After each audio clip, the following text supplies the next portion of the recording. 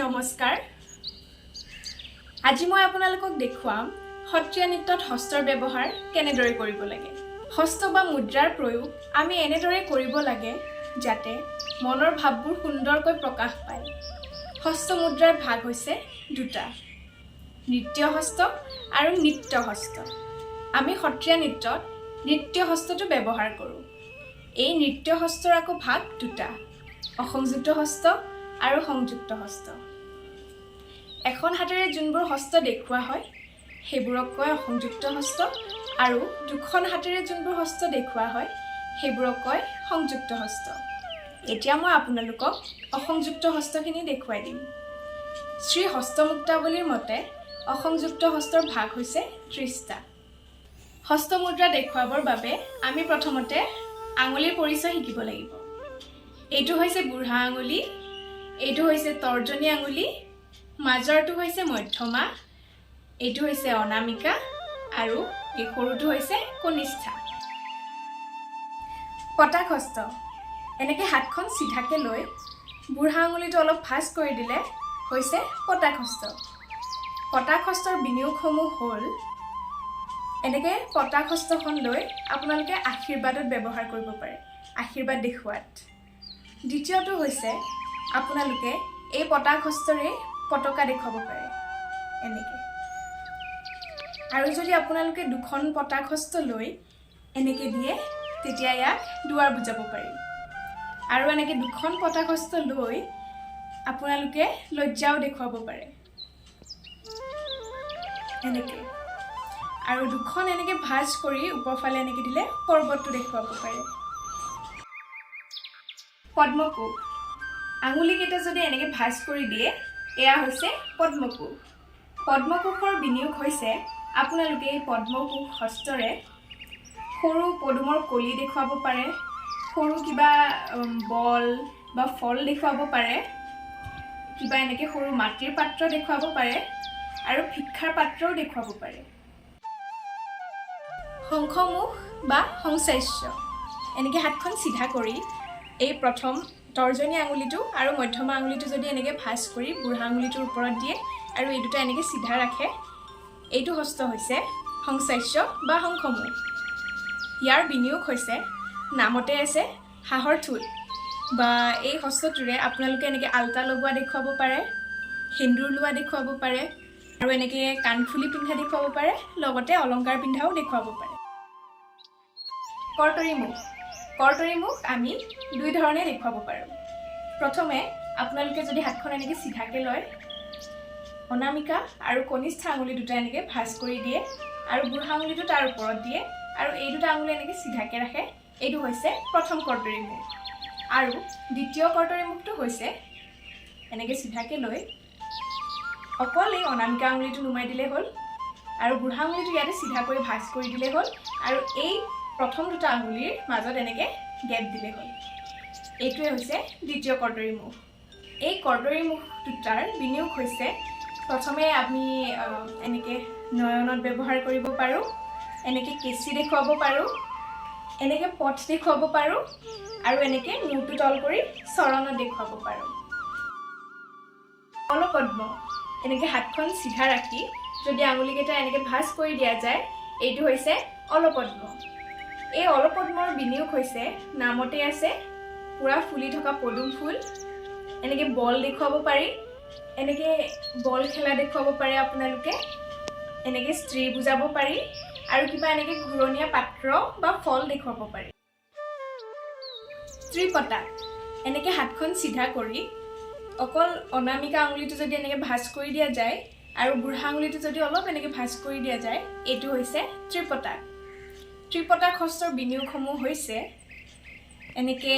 তিনি ৰঙৰ এনেকৈ পতাকা দেখুৱাব পাৰি যেনেকৈ আমাৰ জাতীয় পতাকা আৰু ফুট লোৱা দেখুৱাব পাৰি এনেকৈ তপস্যা কৰোঁতে দেখুৱাব পাৰি এনেকৈ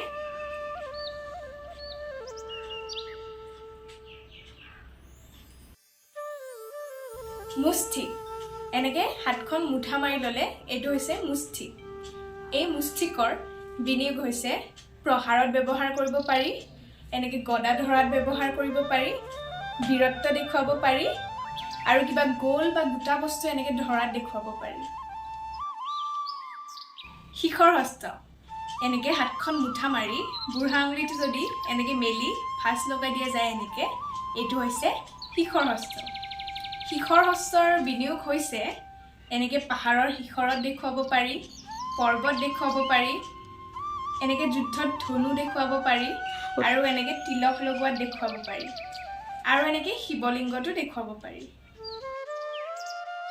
অৰ্ধচন্দ্ৰ হাতখন এনেকৈ চিধা কৰি এই বুঢ়া আঙুলিটো এনেকৈ ওলাই চিধা কৰি এনেকৈ হাতখন বেকা কৰি দিলে এইটো হৈছে অৰ্ধচন্দ্ৰ। ইয়াক আৰু এক প্ৰকাৰে দেখুৱাব পাৰি, এনেকৈ এই তিনিটা আঙুলি ভাঁজ লগাই এনেকৈও আপোনালোকে অৰ্ধচন্দ্ৰ দেখুৱাব পাৰে। অৰ্ধচন্দ্ৰৰ বিনিয়োগসমূহ হৈছে ইয়াক এনেকৈ শিশু দেখুৱাব পাৰি, দাসত্ব দেখুৱাব পাৰি, এনেকৈ ৰূপ দেখুৱাব পাৰি, প্ৰাণ দেখুৱাব পাৰি,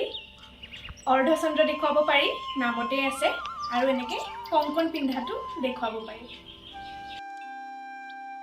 সৰ্পশীৰ্ষ বা সৰ্পশিৰা এনেকৈ হাতখন চিধা ৰাখি এই আঙুলিকেইটাৰ অকল ওপৰৰ ভাঁজটো এনেকৈ বেকা কৰি দিলে আৰু বুঢ়া আঙুলিটো এনেকৈ ভাঁজ কৰি দিলে এইটো হৈছে সৰ্পশিৰ বা সৰ্পশীৰ্ষ।